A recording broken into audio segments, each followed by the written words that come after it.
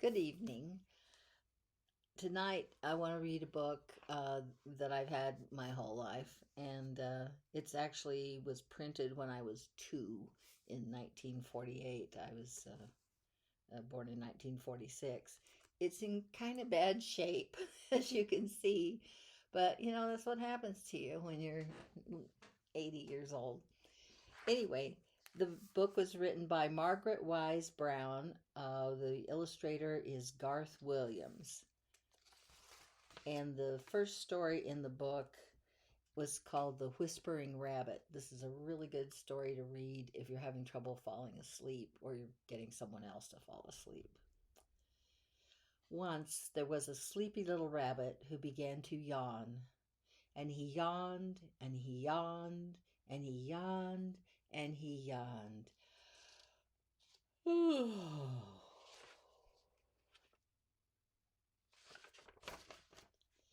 He opened his little rabbit mouth when he yawned, till you could see his white front teeth and his little round pink mouth. And he yawned, until suddenly a bee flew into his mouth and he swallowed the bee.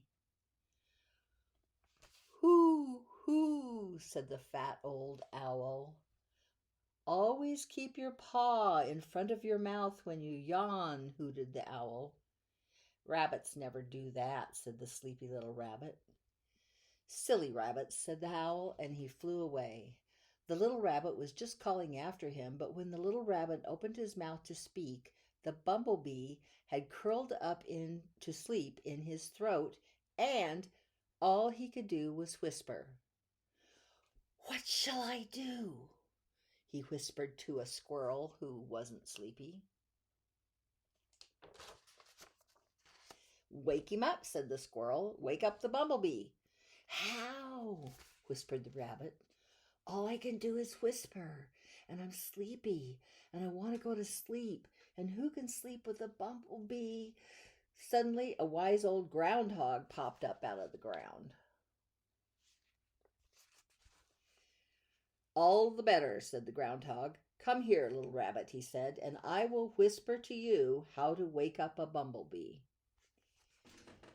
You have to make the littlest noise that you can possibly make, because a bumblebee doesn't bother about big noises. He is a very little bee, and he is only interested in little noises." "Like a loud whisper?" asked the rabbit. "Too loud," said the groundhog, and popped back into his hole.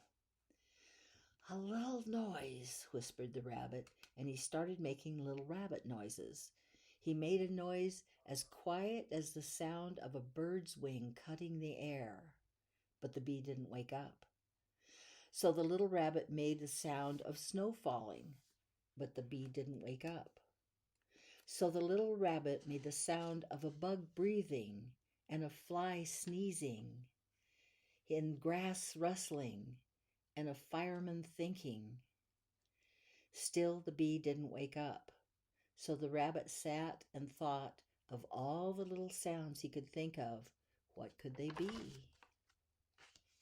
A sound quiet as snow melting, quiet as a flower growing, quiet as an egg, quiet as, and suddenly he knew the little noise that he would make, and he made it. It was like a little click made hundreds of miles away by a bumblebee in an apple tree in full bloom on a mountaintop. It was the very small click of a bee swallowing some honey from an apple blossom. And at that, the bee woke up. He thought he was missing something, and away he flew. And then, what did that little rabbit do? That sleepy, sleepy little rabbit?